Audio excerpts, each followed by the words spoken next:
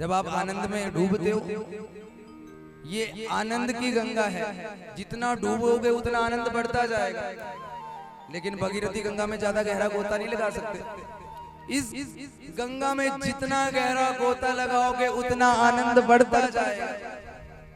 अब जब अजामिल का उद्धार हो गया,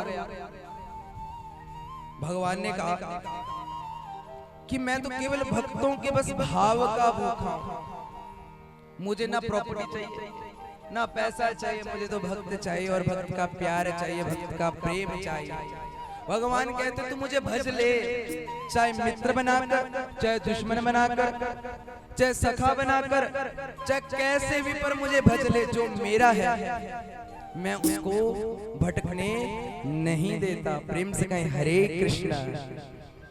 इसलिए राजा परीक्षित पूछ रहे, महाराज बहुत आनंद आया, लेकिन मुझे ये बात समझ नहीं आती कि ये सारा सुख देवताओं को ही मिलता है क्या? कभी किसी राक्षस के बच्चे को उद्धार किया भगवान ने? कहते जितना प्यार प्रेम राक्षसों के बच्चों को किया, इतना तो देवताओं के बच्चों को भी नहीं किया। कहते प्रहलाद का नाम सुना? कहते सुना तो है महाराज, लेकिन कथा नहीं सुनी। कहते सुन लो अब संक्षेप में। अब अगर हम सारी कथाएं विस्तृत कहने लगे तब तो आज कृष्ण जन्म हो लिया भैया। प्रेम से कहें हरे कृष्णा। मेरा प्रयास ये रहता है कि जो कथाएं आपने नहीं सुनी होती, जैसे पुरंजन उपाख्यान के 99% कथाओं में नहीं सुनाया जाता। जड़ भरत जी उपाख्यान, ये बहुत जटिल विषय है। जब आप जटिल विषयों को समझ के, आसान विषय तो आपके लिए बहुत आसान, तो सुन लीजिए अब प्रहलाद चरित्र। हिरण्यकश्यप के भाई भगवान ने सुकर का रूप लेकर जब पृथ्वी को लेकर जा रहा था, तो भगवान ने उसका वध कर दिया और पृथ्वी को बचाया। अब इसी बात पे क्रोधित होकर हिरण्यकश्यप ने भगवान विष्णु को अपना शत्रु मान लिया। और शत्रु से कैसे बदला लिया जाए? तो घोर तप किया महाराज। और जब घोर तप किया और जब ब्रह्मा जी आए, प्रकट हुए, तो पहला वर मांगा, महाराज मुझे अमर कर दीजिए। ब्रह्मा जी ने बोला अमर होने की गारंटी तो मेरी भी नहीं। यहाँ तो राम नाम का जाप चलता है, जब तक चलता रहेगा तब तक जीते रहेंगे। इसलिए भैया ये वरदान हमारे पास नहीं। और आजकल हमने इस तरह के वरदान के लिए साफ मना कर दिया, मांगे भी नहीं। तो अब सोचा हिरण्यकश्यप कि ऐसा वर मांगूंगा जो लगभग अमरता के पास है। तो महाराज वरों की झड़ियां लगा दी। महाराज उठते ना मरूं, बैठते ना मरूं, ना दिन में मरूं, ना रात में मरूं, ना इधर मरूं, ना उधर मरूं, ना मनुष्य से मरूं, ना जीव से मरूं, ना जंतु से मरूं, परमात्मा की बनाई हुई किसी भी वस्तु से ना मरूं, ना 12 महीने में मरूं। इतने वरदानों की झड़ियां लगा दी महाराज। ब्रह्मा जी बोले इतने वरदान वैसे हम किसी को आज तक दिए नहीं, पर तुम्हारा जो तप है बड़ा दिव्य है, इसलिए दत्तम सर्वम दत्तम। और जैसे ही हिरण्यकश्यप को यह वरदान मिला, सबसे पहले देवताओं की पिटाई शुरू। वरुण देवता को अपने घर में बुला लिया झाड़ू लगाने के लिए। सारे देवताएं, जितने भी सारे देवतागण हैं, वो सारे विष्णु भगवान के पास पहुंचे, महाराज अंत कर दो। भगवान कहते तुम तो धूप की घड़ी सह भी नहीं सकते। अरे गम की अंधेरी रात में भी उजाला होता है, इसलिए प्रतीक्षा करो, अभी हमारे आने का समय है। और उस रूप को तो तुम भी नहीं देख पाओगे, उस रूप को तुम भी नहीं देख पाओगे। अब हिरण्यकश्यप की पत्नी है कयाधु, और कयाधु के गुरु है नारद जी। और मां पार्वती के गुरु भी कौन है? नारद जी। इसलिए नारद जी ने ही मां पार्वती को शिक्षा दी भगवान की तप के लिए। तब जाकर उनको पति के रूप में मिले। जब सप्तऋषि परीक्षा लेने आए ना, तो उन्होंने कहा कि मैं आपकी बात मान लेती, लेकिन मुझे अपने गुरु के वचनों पे बड़ा विश्वास है। इसलिए नारद जी कोई सामान्य पर्सनैलिटी नहीं महाराज, बड़े ध्यान से। आजकल माताएं एक दूसरे को नारद जी कहकर संबोधित करती, इसकी नेचर तो बिल्कुल नारद मुनि की तरह। अरे नारम ज्ञानम ददाति नारद, जो पूरे संसार का ज्ञान करवाने वाले हैं वो नारद जी, जो भव से पार लगवाने वाले हैं वो नारद जी। इसलिए नारद जी को चुगली से मत जोड़िए। नारद जी की विशेषता ये है कि जिसको मिल गए उनको भगवान जी को दर्शन देने ही पड़ेंगे। इसलिए कयादू के गुरु है नारद जी, और कयादू को सिखा दिया नारद जी ने। कहते अगर तुम अपने घर में बच्चा चाहते हो कि भगवान का भक्त आए तो 108 बार कम से कम माला तो फिरवा दो। तो येन केन प्रकारण कयादू ने 108 बार हिरण्यकश्यप के मुख से 108 बार नारायण नाम बुलवाया। और जब नारायण नाम बुलाया तो कयादू के घर में प्रहलाद जी महाराज आए। जो प्रहलाद जी महाराज बचपन से ही भगवान के अनन्य भक्त, भगवान से अनन्य प्रेम करने वाले और हिरण्यकश्यप के बड़े लाडले, और इतना प्यार प्रेम दुलार अपने पुत्र प्रहलाद जी से करते। एक दिन हिरण्यकश्यप जी ने सोचा बच्चा बड़ा हो गया, कब तक घर में रहेगा, और असुर घर में पैदा हुआ तो कम से कम असुरों की नीतियों के बारे में तो पता होना चाहिए। तो जो हिरण्यकश्यप का जो दैत्य दानव विश्वविद्यालय चलता था उसमें अब एडमिशन करवाई जा रही है। किसकी? प्रहलाद जी की। और कहा उनके गुरु शंड जी को, कहते जितनी भी छल की, कपट की, झूठ की, जितनी भी आसुरी विद्या माया सब प्रहलाद जी को पढ़ा दीजिए। लेकिन जो प्रहलाद जी थे वो तो भगवान के अनन्य भक्त, और आज जैसे ही प्रहलाद जी ने गुरुकुल में प्रवेश किया, गुरुकुल का वातावरण ही बदल दिया, और एक सुंदर सा वृक्ष ढूंढा और उसमें आंखें बंद की और भगवान का स्मरण करने लगे। अब उनके मित्र सखा उनसे खेल खेलने के लिए उनके साथ आए। कहते मित्र क्या कर रहे हो आंखें बंद करके? कहते आज खेल खेलते। कहते ये संसार के खेलों को छोड़ो, मैं आज तुम्हें ऐसा खेल बताऊंगा जिससे तुम संसार के सारे खेलों से मुक्त हो जाओगे। कहते वो खेल कौन सा है? श्रीमन नारायण नारायण नारायण, मन नारायण नारायण नारायण,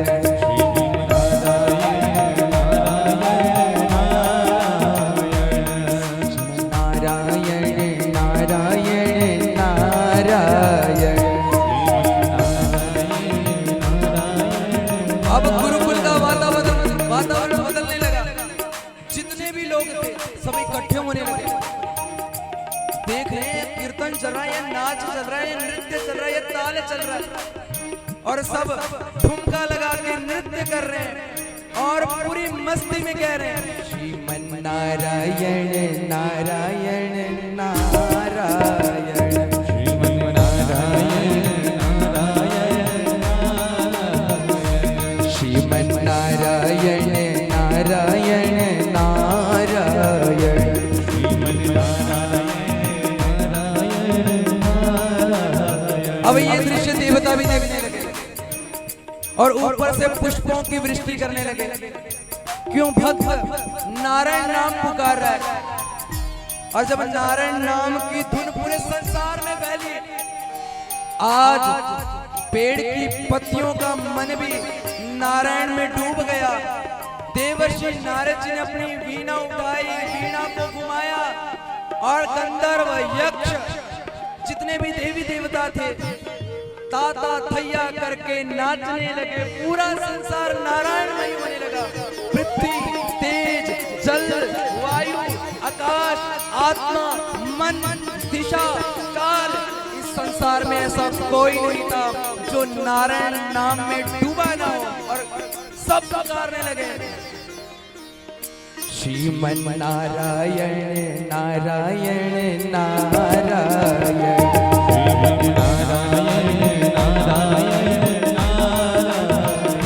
श्रीमन नारायण नारायण नारायण, श्रीमन नारायण नारायण।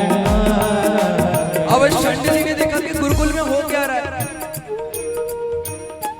अब जैसे शंड जी ने प्रहलाद को छुआ तो करंट लगा, और ऐसा करंट लगा कि हाथ खड़े हो गए और वो भी झूमते झूमते श्रीमन नारायण नारायण नारायण श्रीमन नारायण नारायण नारायण नारायण। अब हिरण्यकश्यप सोचने लगे कि देखूं तो सही मेरे गुरुकुल में चल क्या रहा है। और जैसे गुरुकुल में प्रवेश किया पूरा गुरुकुल नृत्य में मगन हो रखा है। और उस नृत्य को देखकर हिरण्यकश्यप को क्रोध आया और षंड को सावधान किया, रुको षंड। और एकदम से सब शांत हो गए। अरे षंड जी, आपको अपने बेटे के लिए बर्बाद करने के लिए थोड़ी भेजा, आप तो मेरे बेटे को गलत पाठ पढ़ा रहे हैं। ऐसा पाठ नहीं पढ़ाना। हमारे यहाँ तो आसुरी विद्या सिखाई जाती है, झूठ की विद्या सिखाई जाती है, कपट की विद्या सिखाई जाती है। षंड जी महाराज ने कहा कि इसमें मेरी कोई गलती नहीं, ना ये बीज मंत्र मुझे आता, ये तो भाई पीछे से सीख के आया है। और ऐसा भक्त है ना महाराज जी कि जो भी इसको छूता उसको अपने आप ही करंट लग जाता है। इसलिए अपना नारायण नाम इतना पक्का करो जो आपको छुए उसको भी करंट लग जाए। साथ जब ताड़ी भी बजाओ तो साथ वाले की भी एनर्जी अपने आप बढ़ जाए। ए नहीं अपने आप ही सो गए, साथ वालों को भी सुला दिया। जब आपको नींद आती है ना कथा तो सोच लेना कि पाप बहुत ज्यादा बढ़ गए। आपको भगवान सुनना देने ही चाहते, पर लेकिन घर से सोने से बेहतर यहीं सो लो, कुछ तो पापों का नाश होगा। प्रेम से कहें हरे कृष्णा।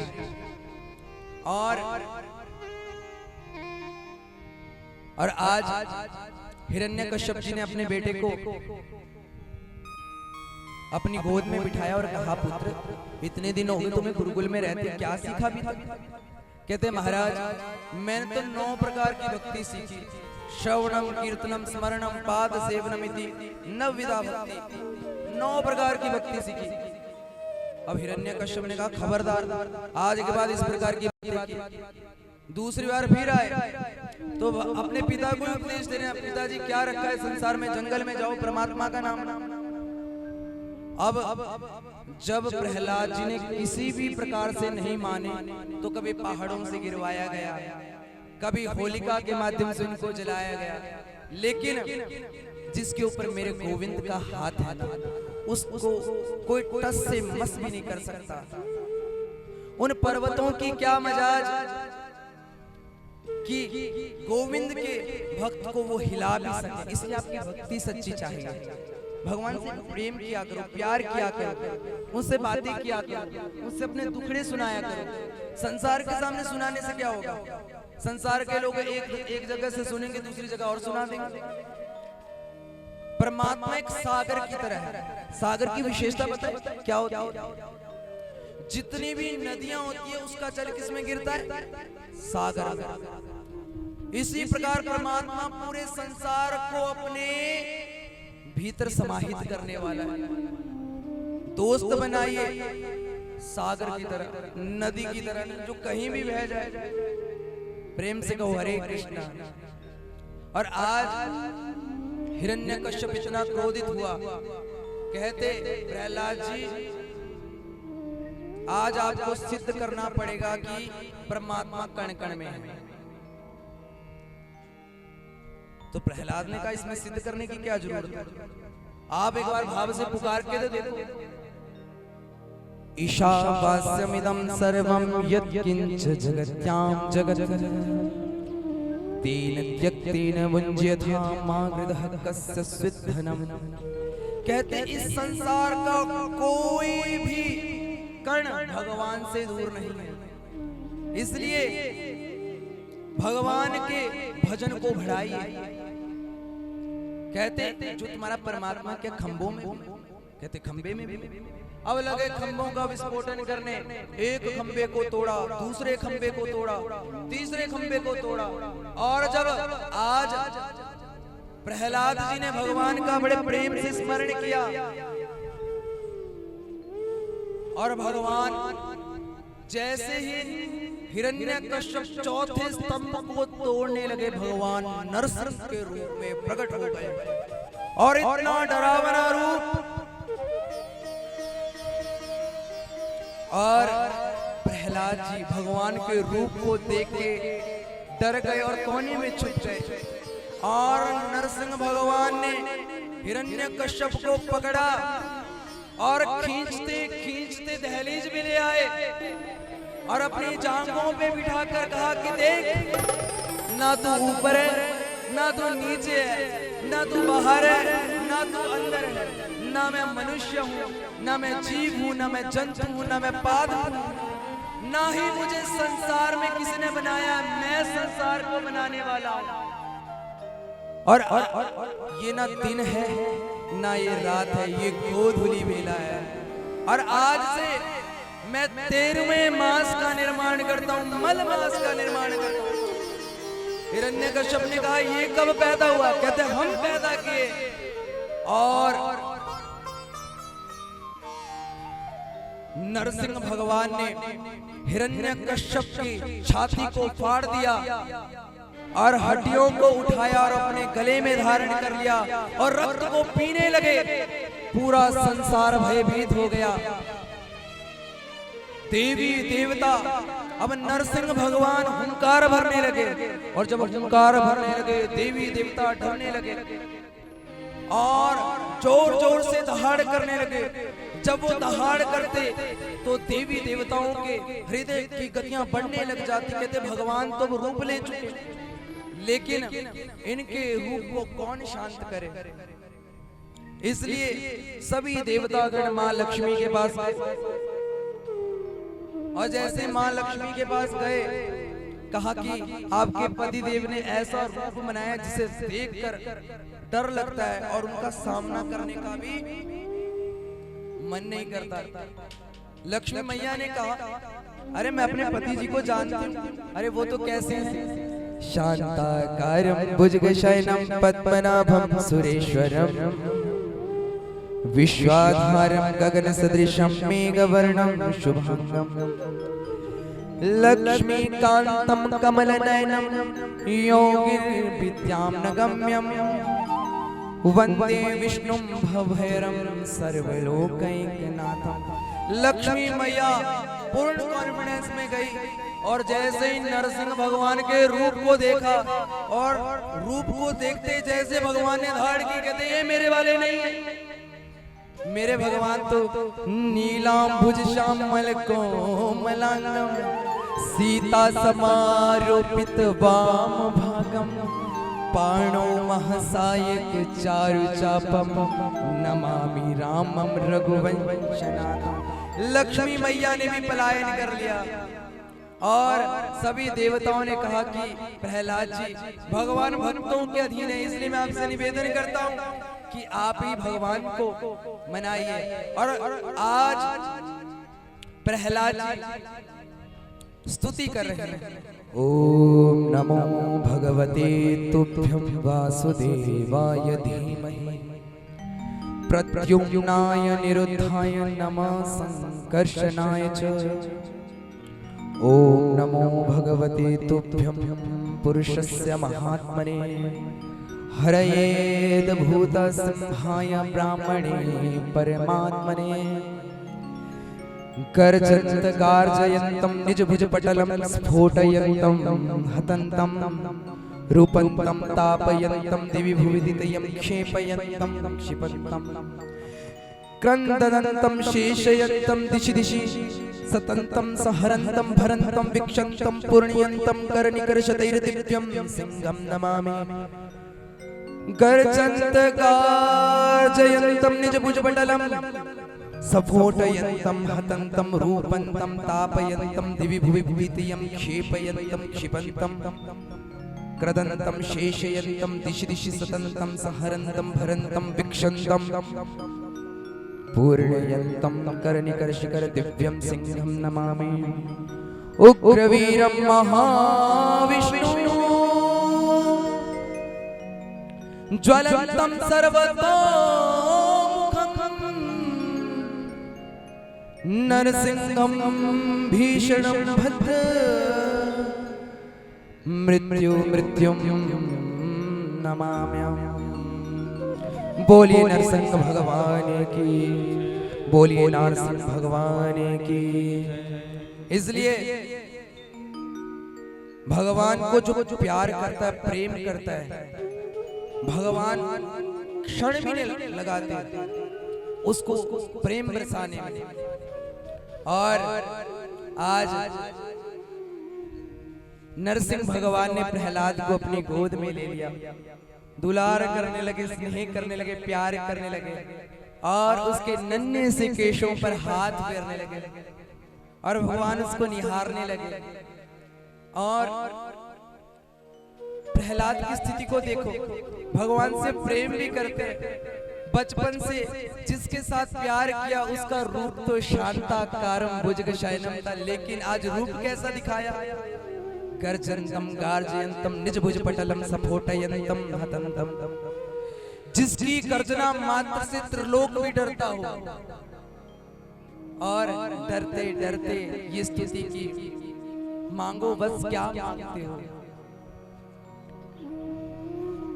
नरसिंह भगवान ने कहा कि आज तुम जो भी मांगोगे तुम्हें ब्रह्मा बना दूं। क्या बना दूं तुम एक बार कहो तो सही। प्रहलाद ने कहा मुझे तो आपका प्यार चाहिए, मुझे तो आपका प्रेम चाहिए, मुझे तो आपकी भक्ति चाहिए। क्योंकि भगवान तो भक्ति के पीछे पीछे दौड़े आते हैं। अगर आपके जीवन से भक्ति चली जाए ना तो सोच लेना कि आपका जीवन खत्म हो चुका है, आपके जीवन में रस ही खत्म हो चुका है। अगर अपने आप को भावुक रखना चाहते हो, रसमय रखना चाहते हो तो भगवान के गुणों को सुनो। इसलिए तो बोला श्रोतव्यम स्मर्तव्यम कीर्तितव्यच्छता भयम। और इन्हीं के आगे कुल में चलकर राजा बलि हुए। राजा बलि ने तीनों लोगों को जीत लिया। अब सभी देवताओं ने प्रार्थना की, महाराज राजा बलि से आप तीनों लोक वापस ले लीजिए। इसलिए भगवान ने वामन रूप बनाया। ये वामन रूप इतना दिव्य है, 52 अंगुल का शरीर, हाथ में लोटा, सुंदर सा जनेऊ और मुख पे करोड़ों ब्राह्मणों की तरह यश। और जब राजा बलि की सभा में पहुंचे, राजा बलि देखकर ही इतने मंत्र मुग्ध हो गए और तुरंत उनके चरणों को छुआ और कहा कि हे ब्राह्मण देवता, इतने सुंदर वामन, और कहा कि हे वामन देवता मैं क्या दे दूं आपको?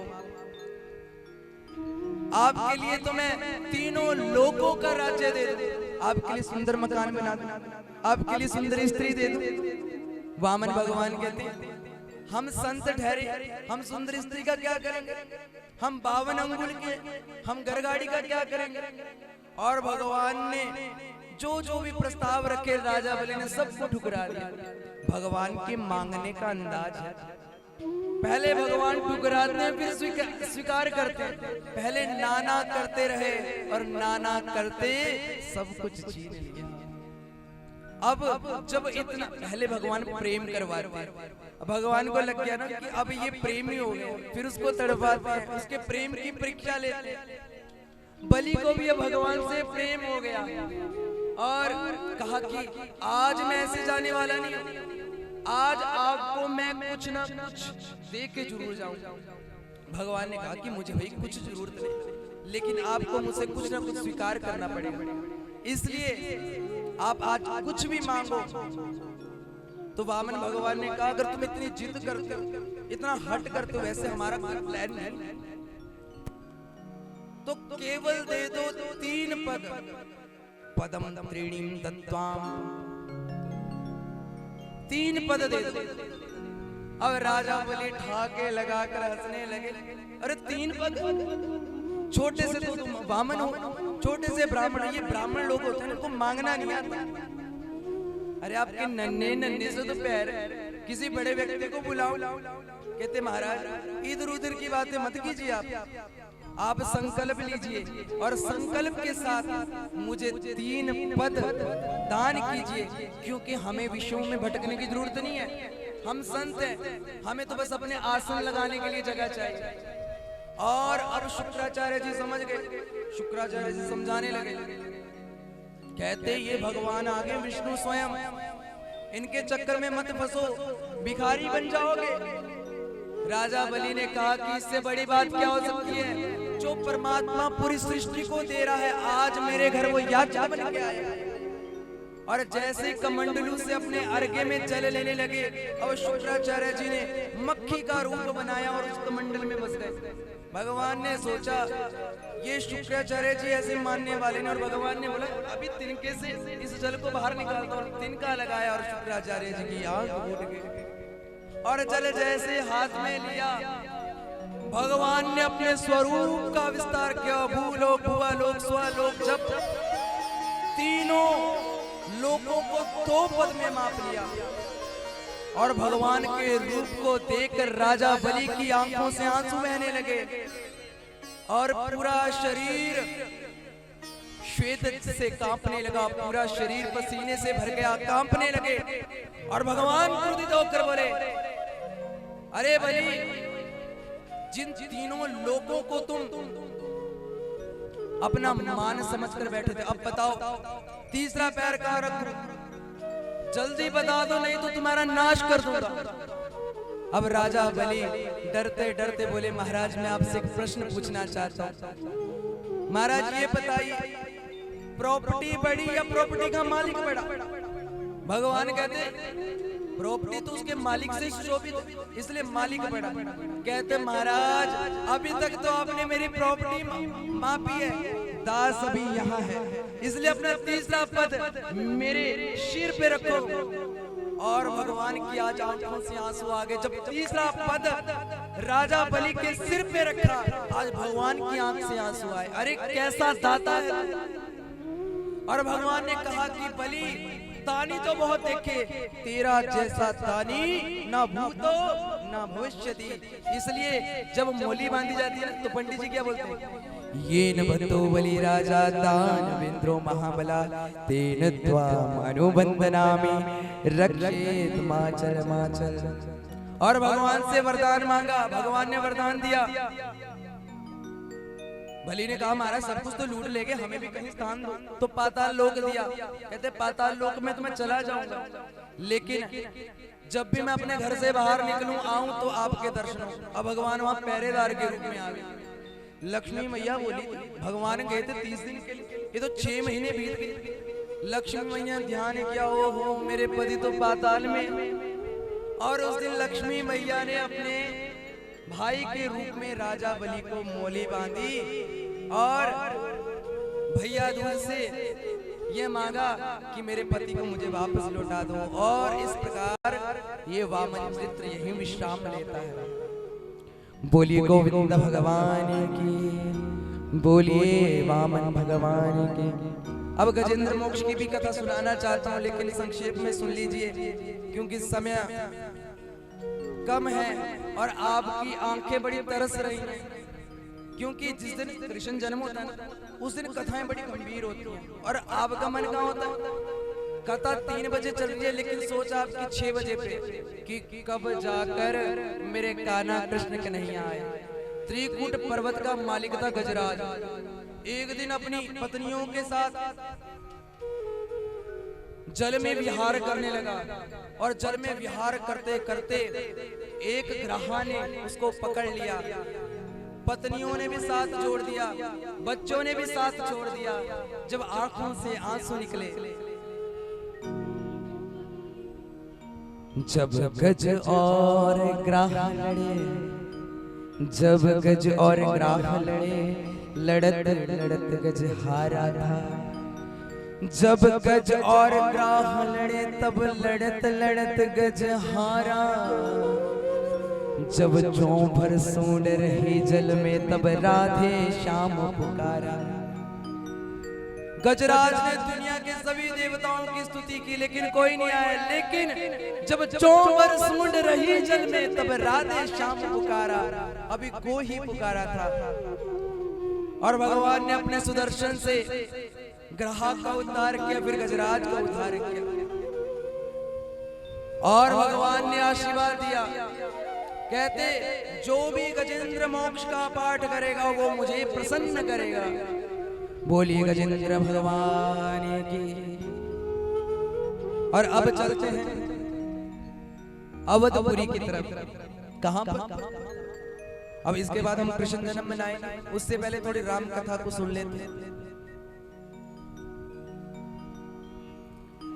जब अयोध्या में जाना तो थोड़ी देर के लिए अपना जो मन है राम जी के चरणों में लगाना। अवधपुरी रघुकुल मुनि राओ, अवधपुरी रघुकुल मुनि राओ।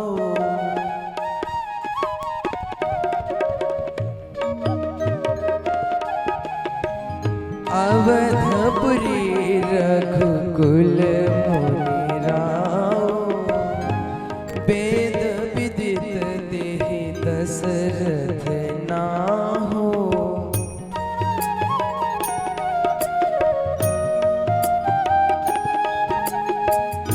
मंगल भवन अमंगल हारे, मंगल भवन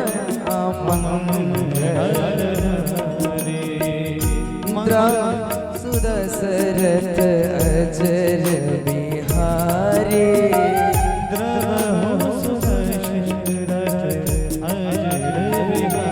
ऐसी अवधपुरी जो चारों तरफ से सुशोभित है, जिसकी यश कीर्ति वैभव तीनों लोगों में समृद्ध है। और अवधपुरी के राजा है कौन? राजा दशरथ।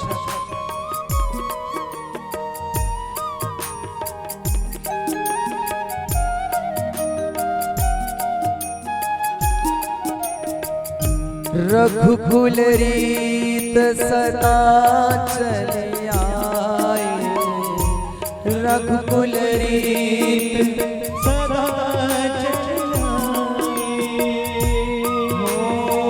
रघुकुल रीत सदा चली आई।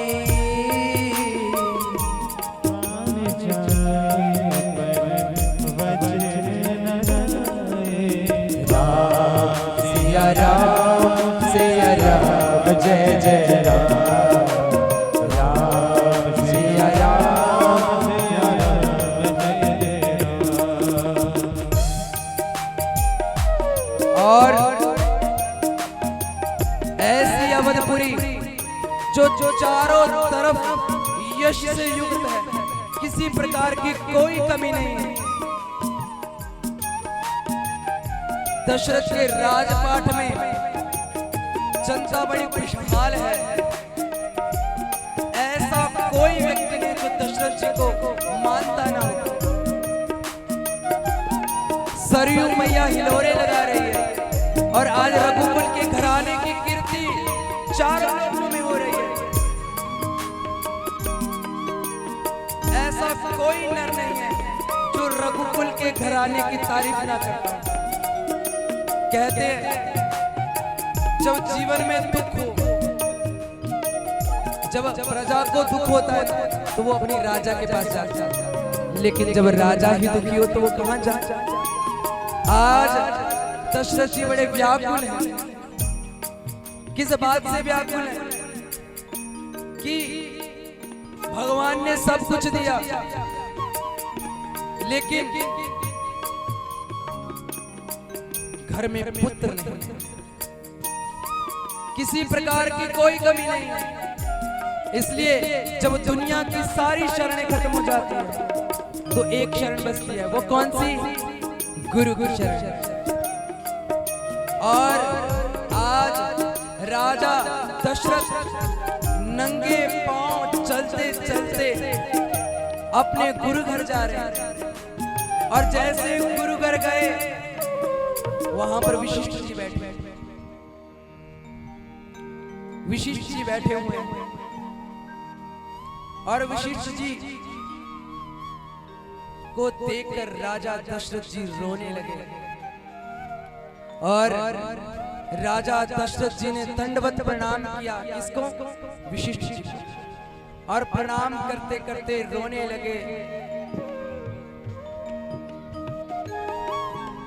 राम सिया राम जय जय राम।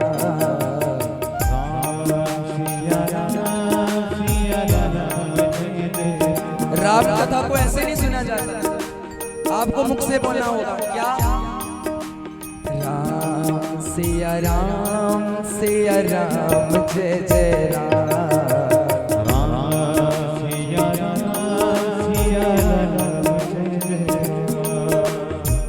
दशरथ जी रोने लगे।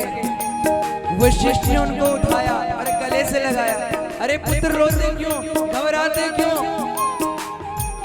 और चरणों में पढ़कर बोले, राजा दशरथ जी, आपकी कृपा से सब कुछ पाया, लेकिन आज मन व्याकुल है, मन कुंठित है, मन आज रोने को कर रहा था, तो आज सोचा अपने गुरु के घर जाया। अरे पुत्र घबराते क्यों?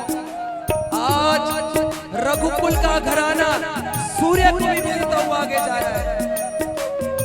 अरे पुत्र घबराते क्यों? रघुकुल की कीर्ति आज पूरे समाज को हिलोरित कर रही है। अरे घबराते क्यों? बेटा बोलो, क्या कष्ट है तुम्हें? दशरथ जी ने बोला, आपकी कृपा से सब कुछ प्राप्त है, लेकिन क्या रघुकुल को एक बारिश और नहीं मिलेगा? क्या रघुकुल का घराना मुझ तक ही रहेगा? क्या रघुकुल का घराना इससे आगे नहीं बढ़ेगा? हे गुरुदेव, एक पिता की इच्छा होती है कि वो अपने कुल की वृद्धि कर सके। और वशिष्ठ जी ने बोले, घबराते क्यों हो? अरे तुम्हारे एक पुत्र नहीं, चार पुत्र होंगे, और जिनका यश एक लोक में नहीं, दो लोक में नहीं, तीन लोकों में होगा। लेकिन उसके लिए कामेष्टि यज्ञ करना पड़ेगा, और कामेष्टि यज्ञ के एक ही धुरंधर है। वो कौन है? कौन है? श्रृंगी ऋषि। श्रृंगी ऋषि के पास नंगे पांव दशरथ जी गए और अपने नेत्रों के अश्रुओं से श्रृंगी ऋषि का स्नान करवाया। और दशरथ की आंखों में आंसू देखकर श्रृंगी ऋषि पिघल गए। अरे पुत्र घबराते क्यों हो? मैं तुम्हारे लिए यज्ञ करूंगा। और अब कामेष्टि यज्ञ होने लगा, और अग्नि महाराज प्रकट हुए और खीर की कटोरी दी। दशरथ, इस कटोरी को ले जाओ, इस खीर की कटोरी को ले जाओ और अपनी तीनों रानियों में बांट देना। तुम्हारे घर में चार पुत्र होंगे। फिर चैत्र का महीना आया, 12 महीने बाद चैत्र का महीना आया, और भगवान चार रूपों में प्रकट हुए। बोलिए सियापति रामचंद्र भगवान की। और सबसे ज्येष्ठ पुत्र हुए राम, भरत, शत्रुघ्न, लक्ष्मण, 4 भाई हुए। और इससे ज्यादा अगर आप राम कथा सुनने जाते तो उसके लिए विशेष आपको राम कथा के लिए बुलाना पड़ेगा। इसलिए कथा की मर्यादा यहीं तक सीमित है। जब राम जी की कथा होगी, अभी हनुमान जोड़ी में राम जी की कथा का खूब गुणगान हुआ। इसलिए अब हम जिसके लिए आप प्रतीक्षा कर रहे थे उस तरफ चलते हैं, लेकिन उससे पहले राम जन्मोत्सव को मना लेते हैं। बोलिए सियापति रामचंद्र भगवान की। प्रगटे हैं चारों भैया अवध में बाजे बधैया। प्रगटे हैं चारों भैया अवध में बाजे बधैया। प्रगटे हैं चारों भैया अवध में बाजे बधैया। प्रगटे हैं चारों भैया अवध में बाजे बधैया। जन्मे हैं चारों भैया अवध में बाजे बधैया। ऐसे नहीं, दोनों हाथ उठाकर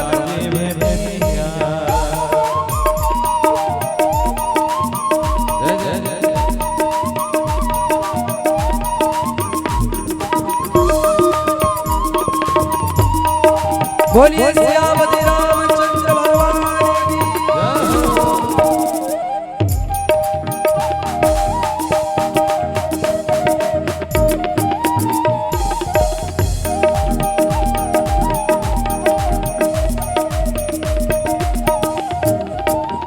जगमग जगमग दिया जलते हैं।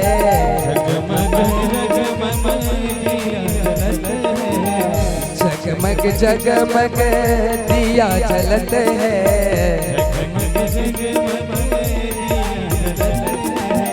झिलमिल झिलमिल होत अटरिया अवध में बाजे बधैया।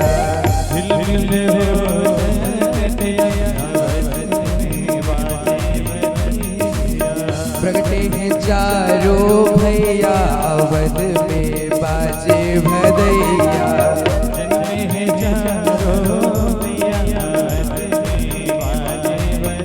ताली की सेवा करते हुए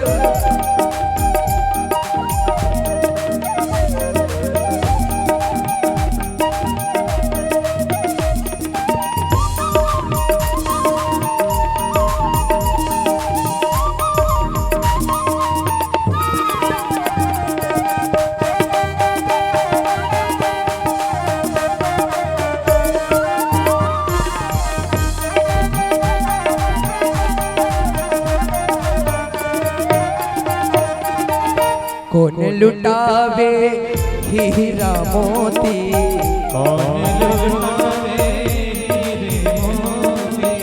कौन लुटावे हीरा मोती।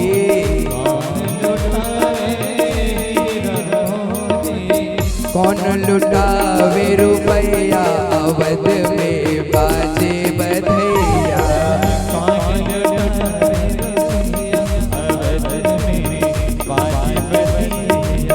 प्रगटे हैं चारों भैया अवध में बाजे बधैया।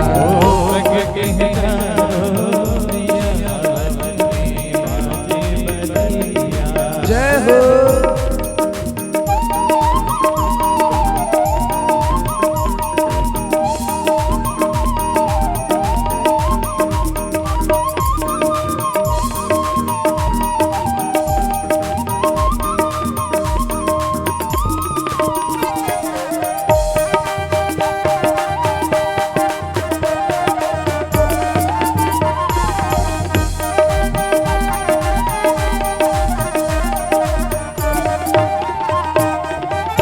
राजा लुटावे हीरा मोती।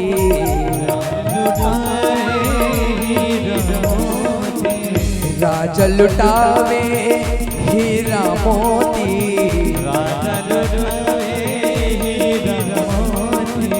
मैया लुटावे रुपया अवध में बाजे बधैया।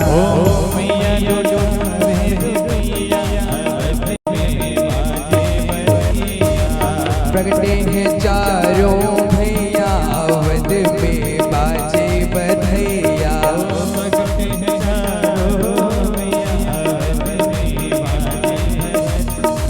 प्रगटे हैं चारों भैया अवध में बाजे बधैया। बाजे बधैया। बाजे बोलिए सियापति रामचंद्र भगवान की जय। जय श्री सीताराम। इस प्रकार राम कथा गाई गई और राजा परीक्षित का मन आनंद से भर गया। महाराज कहते महाराज बहुत कथाएं सुना दी। कहते अब उस कथा को कहिए जिन्होंने मेरी जान गर्भ में आकर बचाई थी। कथा सुनी थी ना, उत्तरा के गर्भ में आकर भगवान ने चतुर्भुजी रूप में आकर ब्रह्मास्त्र का निधान किया था। आज राजा परीक्षित बड़े व्याकुल हो रहे हैं भगवान के उस रूप को देखने के लिए, उनकी बाल लीलाओं को सुनने के लिए। कहते महाराज इसमें संक्षेप में मत कहना, इसको जितना विस्तार से कह सको उतने विस्तार से कहना। इसलिए कहते अगर सुनना चाहते हो तो सुनो। निवृत्त तरशै रूप गीयमानात् भवौषधा श्रोत्रो मनोविरामा गौतम श्लोक गुणानुवादात् पुमान विरजेत विना पशुघना द्रोण्यस्त्र विप्लुष्टमिदं मदङ्गं संतान बीजं कुरु पाण्डवानां जुगोपकुक्षिं गतात् चक्रो मातुश्च मे शरणं गताया। बोली कृष्ण कन्हैया लाल की। कहते एक सुंदर नगरी का नाम है मथुरा। क्या नाम है? और मथुरा के राजा हैं उग्रसेन।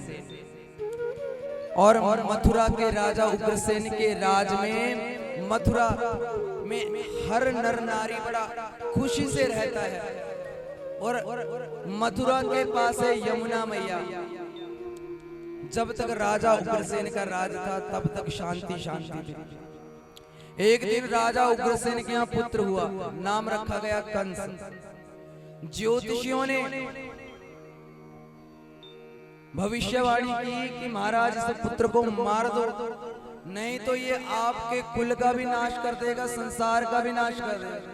इसलिए राजा उग्रसेन ने अपनी छाती पर पत्थर रखकर सोनों और हीरों से जड़ित कर कर बच्चे को यमुना जी में प्रवाहित कर दिया। आगे चलकर कंस के ही मामा ने उनको बचा लिया। जब कंस बड़े हुए और पता लगा कि उग्रसेन उनके पिता हैं और बचपन में उनका प्रवाह कर दिया था, अब इसका बदला लेने के लिए मथुरा पर आक्रमण किया और सबसे पहले उग्रसेन के मुकुट को उठाया और अपने ऊपर धर लिया और अपने पिता को घसीटते घसीटते कहां ले गया? जेल खाने। आज से कंस ने सबको कह दिया कि खबरदार आज के बाद किसी ने परमात्मा का नाम लिया। आज से मथुरा का परमात्मा कौन है? कंस है। जनता दुख से वंचित हो गई, दुख में डूब गई। सब निवेदन करने लगे महाराज, देवता डरने लगे महाराज अब हमारे यज्ञ नहीं होते, कंस के यज्ञ होते। इंद्राय स्वाहा नहीं हो तब कंसाय स्वाहा होता है। इसलिए इतना अत्याचार बढ़ गया कंस का कि देवता भी अब डरने लगे। और उधर कंस ने सोचा कि मेरी छवि जनता में बिगड़ती जा रही, अगर ऐसी छवि रही तो कौन मुझे अपना राजा मानेगा। इसलिए सोचा कि कोई ना कोई पुण्य कर्म कर लिया जाए, कोई दिखावा कर लिया जाए। इसलिए सोचा कि किया क्या जाए, तो ध्यान गया अपनी बहन इसके ऊपर, देवकी के ऊपर। कहते देवकी की अभी शादी नहीं हुई, कहते देवकी का पाणी ग्रहण संस्कार करवा देता हूं। तो फिर सोचा कि वर कहां से लाऊं, तो याद आया कि मेरा मित्र है जिसका नाम है वसुदेव। और वसुदेव को बुलाया गया। वसुदेव जी ने कहा कि भैया मेरा पाणी ग्रहण संस्कार पहले ही हो चुका है और मेरी पत्नी का नाम है रोहिणी। अब कंस ने थोड़ी आंखें दिखाई तो मान, अब बढ़िया खूब साज सज्जा की पूरी मथुरा को सजाया गया और अपनी बहन का पाणी ग्रहण संस्कार सिद्ध करवाने लगा। और जब विदाई की बारी आई तब अब झूठे आंसू कंस बहाने लगा। और जितनी भी जनता थी अब इस दृश्य को देख रही थी। जब इस दृश्य को देखा कि हम तो कंस को वैसे ही खराब समझते हैं। देखो कंस कितना अच्छा व्यक्ति है, कंस अपनी बहन का कन्यादान कर रहा है, ये खराब व्यक्ति थोड़े भी है। इसलिए आज अपने विमान से अपनी बहन को उसके घर छोड़ने जा रहा है। इतने में व्योमवाणी हुई, अरे दुष्ट कंस, जिस बहन को तू आज छोड़ने जा रहा है इसी का 8वां पुत्र तुम्हारा काल बनेगा। और कंस जोर जोर से ठाके लगाकर हंसने लगा। और कंस ने कहा कि तुम देवताओं में बुद्धि तो है नहीं, अगर बुद्धि होती तो मुझे ना बताते, लेकिन देवकी का 8वां पुत्र तो मुझे तब मारेगा जब वो जीवित रहेगा। जब देवकी जीवित नहीं रहेगी पुत्र कहां से आएगा।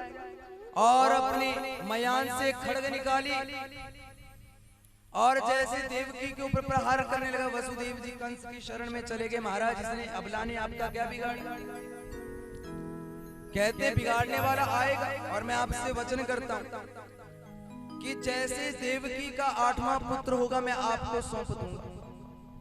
कहते मैं तुम्हारा कैसे विश्वास कर लूं? अगर विश्वास नहीं होता तो कैद कर दो। तो आज देवकी और वसुदेव जी को कारागृह में डाल दिया गया। और जब कारागृह में डाला महाराज, और कुछ समय बाद देवकी का पहला पुत्र हुआ जिसका नाम है कीर्तिमान। और आज वसुदेव जी रोते रोते हुए अपने पुत्र कीर्तिमान को कंस के पास लेके जा रहे हैं। और कंस को जैसे ही वसुदेव जी ने पुत्र सौंपा, उस कीर्तिमान नामक पुत्र को देखकर आज कंस के मन में दया आ गई। कहते इसने मेरा क्या बिगाड़ा? बिगाड़ने वाला तो 8वां। इसलिए वसुदेव जी आप इस पुत्र को ले जाइए, जब 8वां होगा ना तो 8वें को ले आना। अब देवताओं ने सोचा अगर कंस इसी तरह परोपकार करता रहा भगवान तो अवतार लेने जाएंगे। इसलिए सभी देवताओं ने देवर्षि नारद जी को कहा कि महाराज इसकी बुद्धि भ्रमित करो ताकि ये पाप करे। देवर्षि नारद जी कंस के यहाँ पहुंचे और श्रीमन नारायण नारायण करके पहुंचे और कहा कि महाराज आजकल बड़े दयालु हो गए। तो कंस ने कहा कि ऐसा मैंने क्या काम कर दिया दयालुता वाला? कहते वसुदेव के पुत्र को, पहले पुत्र को छोड़ दिया। हाँ नारद, पहले पुत्र से मेरा क्या रोष है? बिगाड़ने वाला तो 8वां। तो नारद जी ने 8 लकीरें बनाई, 1 2 3 4 5 6 7 8, और 1 से पहले 8 तक गिनाया, फिर 8 से लेकर 1 तक गिनाया। कहते वो भगवान है, कब 8वें को पहला गिन दे और पहले को 8वां गिन दे। अरे उसका हार्ड मैथमेटिक्स बड़ा टफ है, हम लोग नहीं समझ सकते। और कंस खुश हो गया। कंस बोलते महाराज आप क्यों नहीं मिले? ऐसे नहीं आपको देवर्षि नारद कहते महाराज मान गया आपकी स्कीम। और देवर्षि नारद जी वहां से चले गए और कंस दौड़ा दौड़ा गया, कारागृह में गया और देवकी के अंक से उस पुत्र को उठाया और शिला पे पटक दिया। और देवकी के आंखों से आंसू आए। 1 2 3 4 5 6 पुत्रों का वध एक मां ने अपनी आंखों के सामने देखा। अब भगवान ने शेषनाग जी को इशारा कर दिया कि भैया आपके जाने का समय हो गया। कहते ठीक है भैया, पिछली बार छोटे भाई बनकर भेजा था, इस बार बड़ा भाई बन के जाऊंगा, आपसे सेवा करवाऊंगा। कहते जैसी आज्ञा प्रभु। और संकर्षण विद्या के माध्यम से देवकी का गर्भ बदला गया। किसके साथ? किसके साथ बदला गया? रोहिणी के साथ। और उसके बाद अब भगवान के आने का समय हो गया। भादों का महीना आ गया महाराज। घनघोर घटाओं ने उफान लिया, यमुना हिलोरे लगाने लगी, पत्तियों ने अपना रंग बदल दिया। और भादों का महीना आया, अष्टमी तिथि आई। और जैसे ही अष्टमी तिथि आई और रात्रि का समय हुआ, वसुदेव गृहे साक्षात भगवान पुरुष परा। वसुदेव गृहे साक्षात भगवान पुरुष जनिष्यते तत्प्रियार्थं संभवन्तु सुरस्त्रिया। वसुदेव के घर में भगवान चतुर्भुजी नारायण रूप में आ रहे हैं। किसके साथ आ रहे हैं? अपनी जनिष्यता, अपनी राधा, जनिष्यते अपनी राधा रानी के साथ। वसुदेव गृहे साक्षात् भगवान पुरुष परा जनिष्यते तत्प्रियार्थं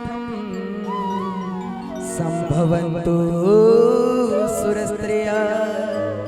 सत्यव्रतं त्रिसत्यं योनिं निहितं च सत्ये निवृत्ततर्षैरूपगीयमानात् भवौषधात् श्रोत्रो मनोभिरामात् कौत्मश्लोकगुणानुवादात् पुमान् विरचेत विना पशुगणा। और देवता टकटकी लगा के खड़े हैं। पूरा संसार भगवान के आगमन की खुशी में झूम रहा है। और उधर भगवान ने चतुर्भुजी रूप बना लिया। देवकी मैया ने प्रार्थना की, मेरे को इस रूप में आप नहीं चाहिए, आप बाल बनकर आए, गोपाल बनकर आए। भगवान ने कहा, जैसा मैया तुम चाहती हो वैसा ही होगा, पर मैया ऐसा करो, जल्दी जाकर मथुरा से मुझे नंदगांव छोड़ाओ, नहीं दूतगंज मुझे भी जीने नहीं देगा। इसलिए वसुदेव जी ने टोकरी उठाई और भगवान ने अपनी माया को प्रकट किया। कंस के जितने भी सैनिक थे सब सुप्त अवस्था में चले गए। पूरा संसार भगवान ने सुला दिया और जितने भी माया के बंधन थे वो टूट गए, जंजीरें टूट गई। और आज वसुदेव जी गोकुल की तरफ जा रहे हैं और पावन यमुना हिलोरे लगा रही है। जब पावन यमुना में प्रवेश किया, तारे टकटकी लगा के देख रहे हैं। चंद्रमा के तो खुशी का कोई ठिकाना नहीं है। और यमुना मैया ने तो अब यमुना मैया बाढ़ आ गई महाराज। और ऐसी बाढ़ आई, भगवान ने कहा ठहरो ठहरो, शर्म नहीं आती, तुम मेरी पटरानी हो और अपने पिता के दाढ़ी से ऊपर जाओगे। इसलिए भगवान ने अपने चरणों को टोकरी से बाहर निकाला, कहते कर लो दर्शन। इसलिए हम भी भगवान का आह्वान करते हैं, हम भी भगवान का स्वागत करते हैं। लेकिन आपसे निवेदन है, छोटा सा गोपाल फूल मत फेंक, कहीं हमारे कृष्ण कन्हैया की आंख में फूल चला जाए। क्योंकि हमारे ठाकुर जी कैसे बहुत कोमल, जैसे फूल होते हैं वैसे। लेकिन अब आपकी पूरी शिद्दत दिखनी चाहिए। पड़ोसी का बेटा नहीं आ रहा, भगवान आ रहे हैं, परमात्मा आ रहे हैं, कृष्ण कन्हैया आ रहे हैं। कहीं पड़ोसी से नफरत हो जाती है, इसके बेटे को हम काहे प्रणाम करें, ये तो पड़ोसी का बेटा है। नहीं, आज अपने मन में ऐसा भाव लाना ही और खुशी से इस आनंद में डूबना। और क्या कहना, स्वागतम कृष्णा सुस्वागतम कृष्णा, स्वागतम कृष्णा सुस्वागतम कृष्णा, स्वागतम कृष्णा सुस्वागतम कृष्णा, स्वागतम सुस्वागतम, स्वागतम सुस्वागतम,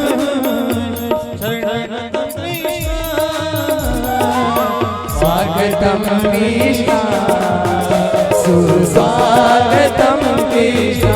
ऐसे नहीं भगवान है, दोनों हाथ उठाकर एक स्वर में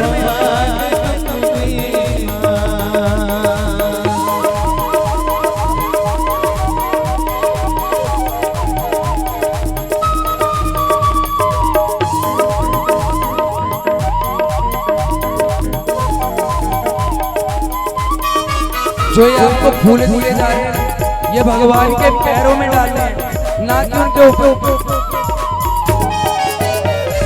स्वागतम कृष्णा सुस्वागतम कृष्णा,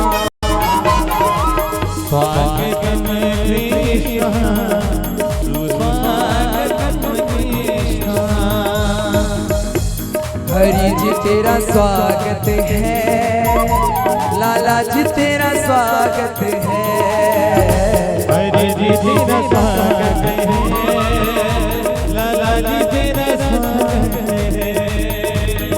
हरि जी तेरा स्वागत है, लाला जी तेरा स्वागत है। ऐसे गोविंद नहीं आने वाले, हाथ दोनों उठाने पड़ेंगे। भगवान के आने की खुशी थोड़ी कम लग रही है।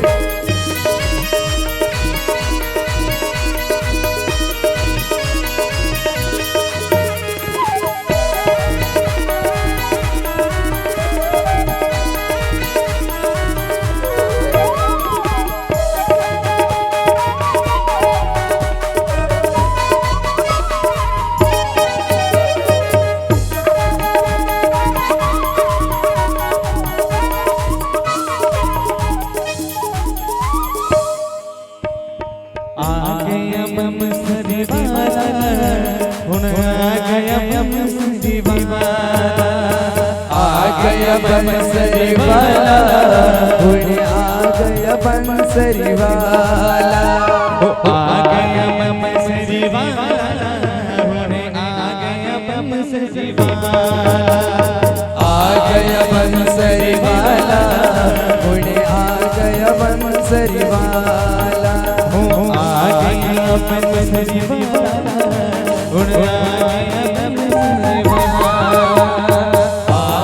बंसरी वाला हुण आ गया बंसरी वाला। दोनों हाथ उठाकर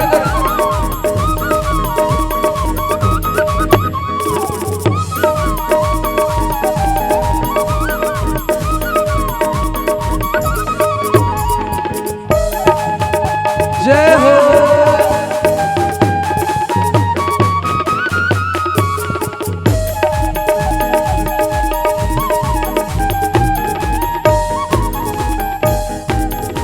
बंसी वाले दी क्या है निशानी, बंसी वाले दी क्या है निशानी। ओ बंसी वाले दी क्या है निशानी, बंसी वाले दी क्या है निशानी। ओ गल विच कुंडल गल विच गल विच कुंडल गल विच गानी। ओ गल विच कुंडल गल विच गल विच कुंडल गल विच गानी। ओ मोर मुकुट रे गाला, हुण आ गया बंसरी वाला।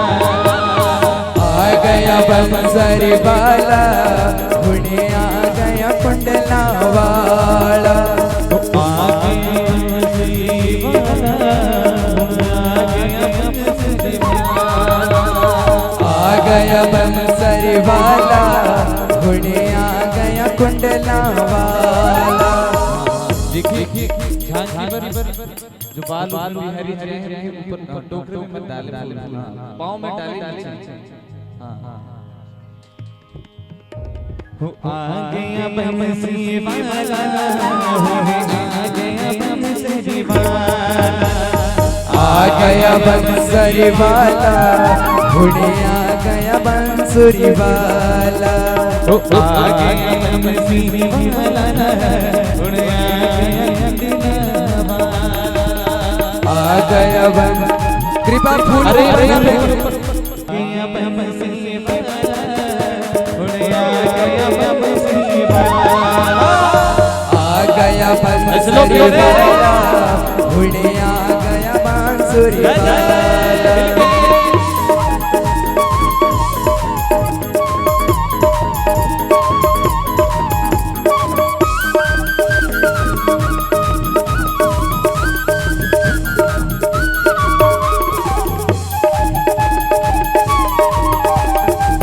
बिल्कुल आराम आराम से।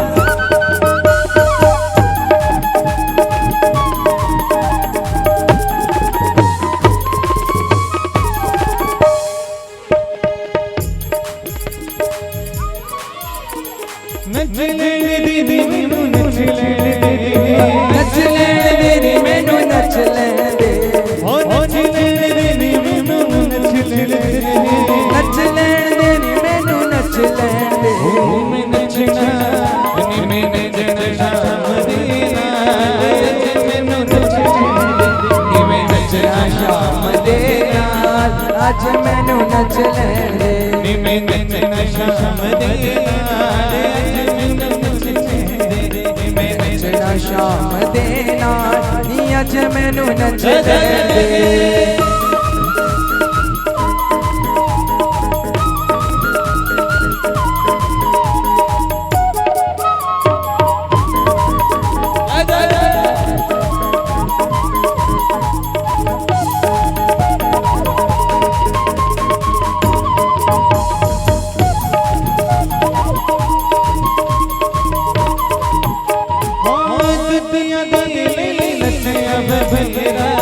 दुनिया दे ले नचिया बथेरा दुनिया दे नचिया बथेरा दुनिया दे ले नचिया बथेरा ओ दुनिया दे नचिया बथेरा दुनिया दे नचिया बथेरा ओ फिर भी ना कोई बनिया मेरा फिर भी ना कोई बनिया मेरा ओ दुनिया दे नचिया बथेरा दुनिया दे ले नचिया बथेरा फिर भी ना कोई बनिया मेरा फिर भी ना कोई बनिया मेरा मैं की करना जय हो मैं की करना ओ आज मैं नच ले मैं नचना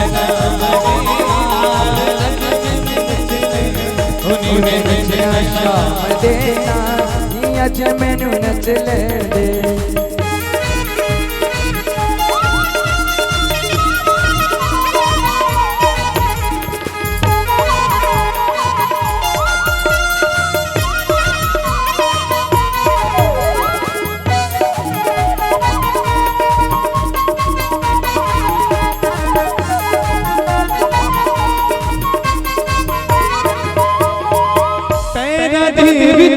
घुंघरू बनके पैरा दे विच घुंघरू बनके ओ पैरा दे विच घुंघरू बनके पैरा दे विच घुंघरू बनके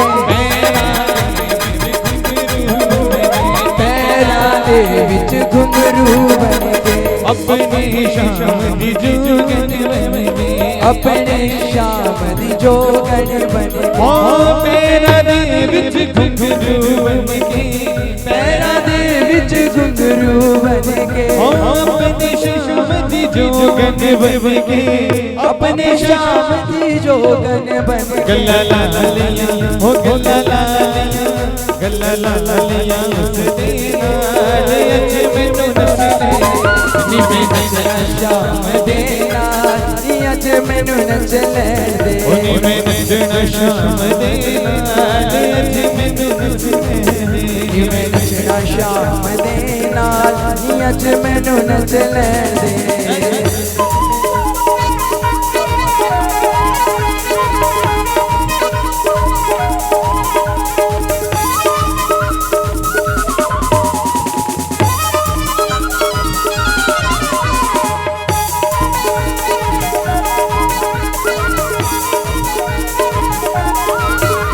ओ सावरिया तो आजा सावरिया तो आजा सावरिया तो आजा सावरिया तो आजा कन्हैया तेरी राजा है बुलाई मुझे क्यों तड़पाई पल पल तेरी याद सताई के झुम झुम रोए राधा सावरिया तू